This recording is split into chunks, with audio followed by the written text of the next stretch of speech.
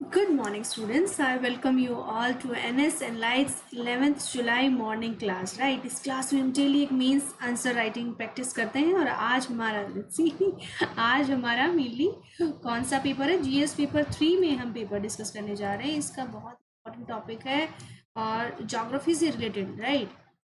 Geography से related है, वो जो ग्लोबल वार्मिंग है उससे रिलेटेड है.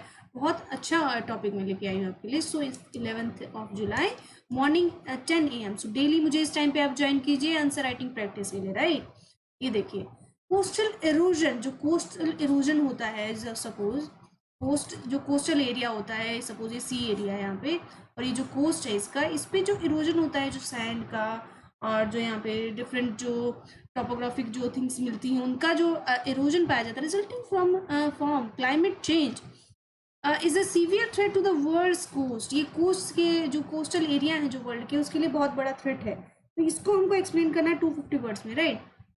250 वर्ड्स तो हमारे ये हो जाएंगे, इससे मैक्स ज़्यादा ही होंगे, इनफैक्ट 500 वर्ड्स तक हो जाएगा. बट आपको इसको मुझे 150 वर्ड्स में ये क्वेश्चन लिख के दिखाना है. And I am doing very hard कि मैं आपके जितने भी आंसर हो मैं चेक कर पाऊँ, राइट? आप प्लीज़ अपने आंसर राइटिंग प्रैक्टिस से कंटिन्यू रखिए.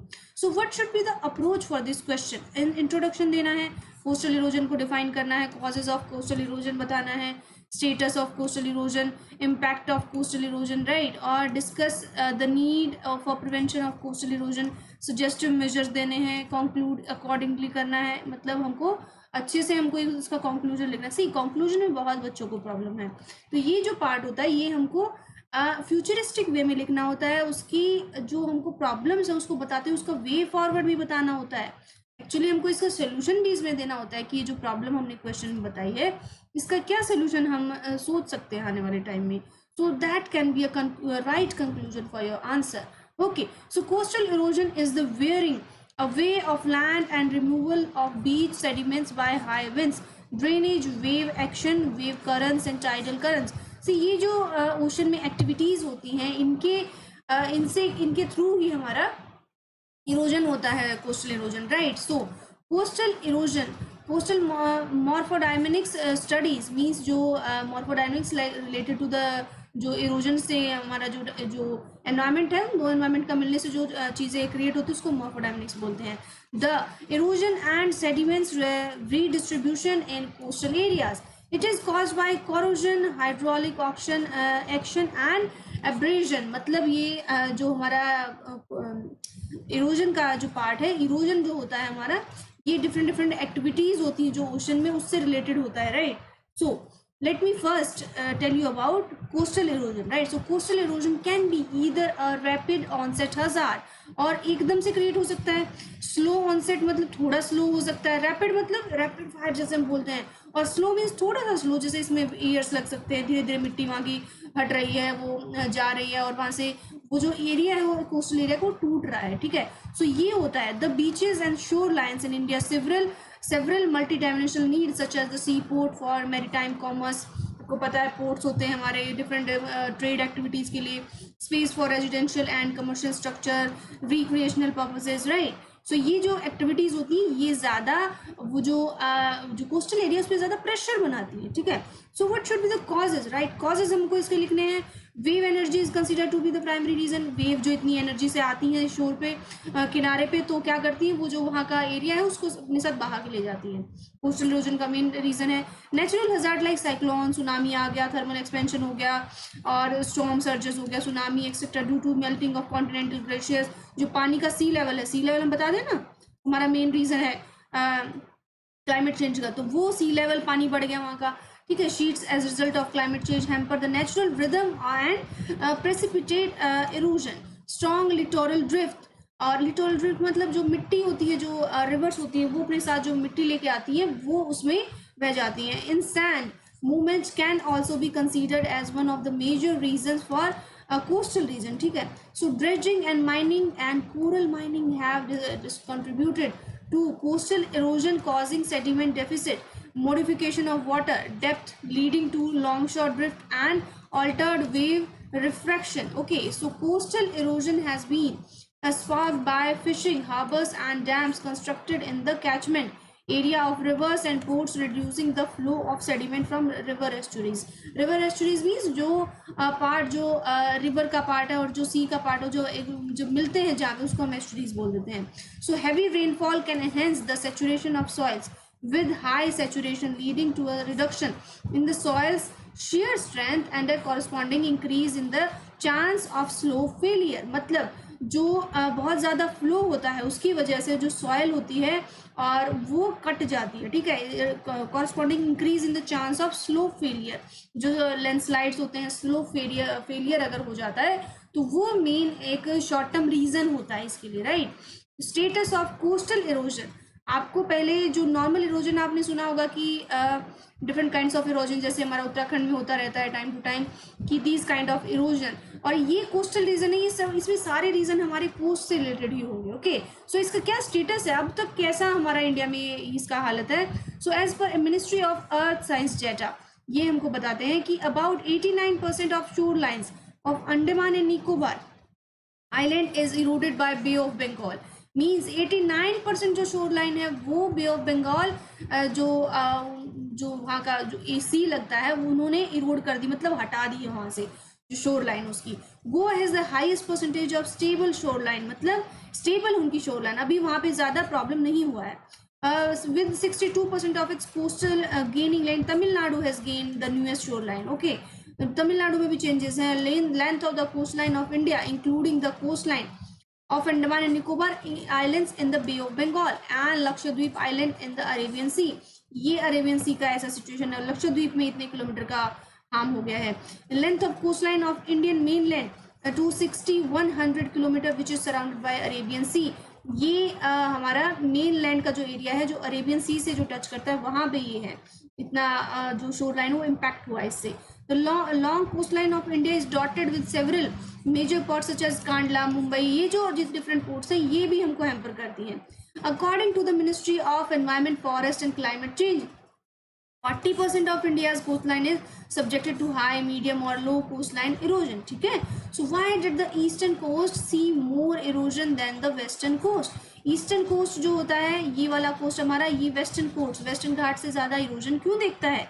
What was the reason? See, यहाँ पे बहुत सारे साइक्लोन आते हैं, आपको पता है. अभी रिसेंटली कौन सा साइक्लोन था आपको पता है? एम्फन आया यहीं पे. तो जब जितने भी साइक्लोन है वो यहाँ पे आते रहते हैं.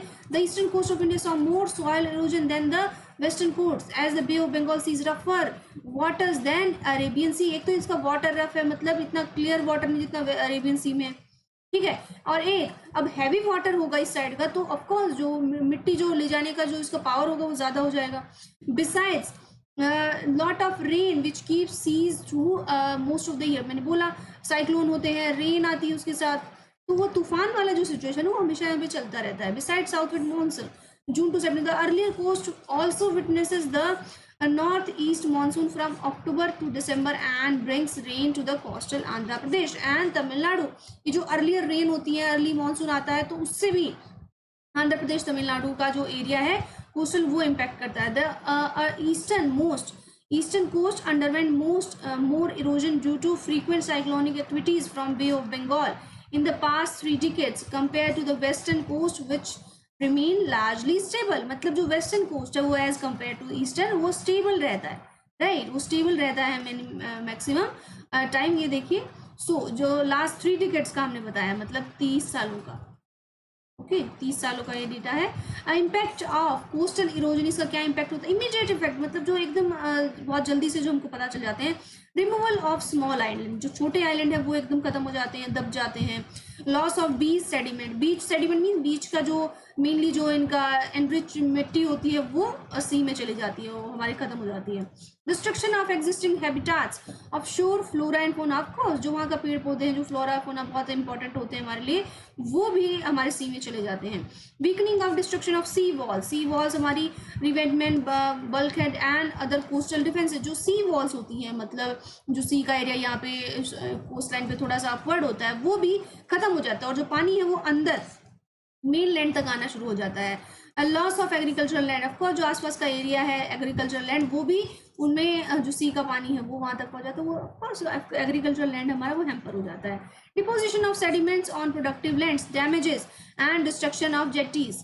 ठीक है। So damages, destruction, boat launching facilities, septic tanks, water tanks, building foundation, और ये प्रॉब्लम होती है जो वहाँ पे ये सिचुएशन जो क्रिएट होती है। तो disruption of communication caused by collapse of sea front bridge road, ये सब जो चीज़ें, ये सब वहाँ की ड्यू टू वो जो सी वाटर है वो जब हमारी सिटीज़ में एंटर कर जाता है, और वो जब कोस्टल लाइन हमारी इतनी स्ट्रांग नहीं होती है, तो हमको ये प्रॉब्लम्स देखने को मिलती है, राइट। सेकेंडरी इफेक्ट्स कौन थे? ये तो प्राइमरी इफेक्ट मतलब एक तो जो डायरेक्ट इम्पैक्ट करते हैं, सेकेंडरी मतलब जो थोड़ा सा टाइम लेते हैं।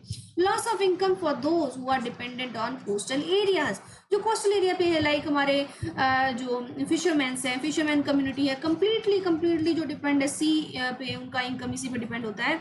तो ऑफकोर्स वहाँ का जो स्ट्रांग ही नहीं रहेगा, सी का जो मिट्टी है वो एकदम गाढ़ा हो जाएगा, उनको पानी उतरने में प्रॉब्लम होगा, तो कैसे वो अपना सर्वाइव कर पाएंगे। Reduction of protection against future storms, future storm होते हैं उनकी जो प्रोटेक्शन होती है वो खत्म हो जाएगी, बहुत जल्दी फ्रीक्वेंटली वहाँ पे जो स्टॉर्म्स है वो आने लग जाएंगे। Creation of unstable Cliff slope, जो क्लिफ होता है वहाँ का अंदर जो सी में जो पार्ट होता है उसका भी अनस्टेबल हो जाती है, मतलब वो भी ऊपर नीचे होने लगती हैं। Pollution of beaches caused by broken sewer line, जो पोल्यूशन हो जाता है, सीवर लाइन ब्रोक हो जाती है, जो पानी एंटर हो जाता है। तो silting and invasion of saline water behind breach defences, right, और मतलब जो सलाइन वाटर है वो अंदर तक आ जाता है। Flooding of lands areas behind breach defences, मतलब जो लैंड पे जो पानी है वो फ्लड क्रिएट हो जाता है वहाँ पे, ठीक है, जो एक बीच का जो एरिया है उससे ज़्यादा। स्कार्सिटी ऑफ ड्रिंकिंग वाटर, बस पीने के पानी का कमी, क्योंकि सी वाटर वहाँ पे आ जाता है, वो कवर कर लेता है उस एरिया को। What is the need to prevention of coastal, ये देखो बहुत इंपॉर्टेंट ये पार्ट है हमारा, हम आ गए इसकी जो हमको प्रिवेंशन वाले पार्ट पे, राइट। तो हम वे फॉरवर्ड इसमें दिखा रहे हैं, सेम हम चीज़ें कंक्लूजन में भी ऐड कर दें, जो हमने इंट्रोडक्शन में चीज़ें बताई, बॉडी में बताई, वो ही हम कंक्लूड कर देंगे वे फॉरवर्ड करके कि हम कंक्लूजन में क्या लिखेंगे, ठीक है। So the coastal regions where land and water meet are ecologically dynamic and sensitive as marine and coastal ecosystem continuously impact on each other, okay, so continuously एक दूसरे को impact करती हैं ये चीजें। these regions have a rich ecosystem such as mangroves, water bodies, seaweed, देखो सबका अपना अपना बेनिफिट है, पर जब ज़्यादा ये चीज़ें हो जाती तो ये चीज़ें खराब होने लगती, लाइक मैंग्रोव्स हो गया, वाटर बॉडीज़, जो हमारे आसपास पानी के छोटे छोटे पॉन्ड्स हैं, सीवीड्स, कोरल रीफ्स हैं, फिशरीज हैं, सब लाइफ इससे इम्पैक्ट होती है। These ecosystem protect the region from saline winds, cyclones, tsunami waves, promote carbon sequestration and promote biodiversity as well as provide raw materials for member of manufacturing activities, ठीक है। So hence this is an alarming situation for us to overcome the coastal erosion. So coastal erosion से बाहर निकलने के लिए हमारे पास ये कुछ मेन रीजंस है, right. So control methods, what should be the control methods, हमारे हम क्या इसके लिए कंट्रोल कर सकते हैं। हार्ड इरोजन, मतलब जो हार्ड इरोजन है, जो सबसे ज़्यादा मोटा जो पार्ट होता है उसको इरोजन से रोकना हम कैसे कर सकते हैं। कंट्रोल करके method provide more permanent solution than soft erosion control method. Soft erosion control क्या होता है? Strategies refer to temporary options of slowing the effects of erosion. These options including sand bag and beach nourishment, मतलब sand bag होते हैं जो हम उसमें sand भर के वो हम बीच पे लगा सकते हैं कि वो उनका पानी है जो सी का वो अंदर ना आए और वो रुका रह जाए, ठीक है। सो बीच नरिशमेंट के लिए हम ये कर सकते हैं, रीलोकेशन कर सकते हैं, जो इंफ्रास्ट्रक्चर आसपास का जैसे हाउसिंग उसको रीलोकेट कर देते हैं। देखो उसी से पोल्यूशन होगा, बहुत सारी जो सिचुएशन होती है सी का पोल्यूशन का वो उसी जो शोर लाइन पे जो लोग रहते हैं ना उनसे होता है, right. So further away from the coast is also called a managed retreat. The natural processes of both absolute and relative sea level rise. Okay, so erosion are considered in rebuilding. So उससे क्या होगा, जो erosion होगा वो कम हो जाएगा और rebuild की उसमें फॉर्मेशन में आ जाएगा। Improving vegetation along the coast line, जो कोस्ट लाइन है उसके आसपास का वेजिटेशन हमको, ठीक है, मतलब उसके ट्रीज उसको उगाना। तो ट्रीज क्या करते हैं, मिट्टी को पकड़ के रखते हैं, आपको पता है, which is important for improving slope stability and providing shoreline protection, right, using geosynthetic tubes that are being used along the coast in Odisha. Okay, so coastal जो एरिया होता है ओडिशा का, जैसे वहाँ पे ये ज़्यादा ज़रूरत है, क्योंकि जियोसिंथेटिक ट्यूब्स क्या होती है, वे भी एक तरह का इंजीनियरिंग मार्वलस जो वर्क होता है कि जो ट्यूब से बड़ी बड़ी उसमें सैंड और ये सब जो भर के वहाँ पे लगाई जाती हैं कि वो जो सी जो वाटर अंडर आने के लिए प्रोटेक्ट किया जाता है.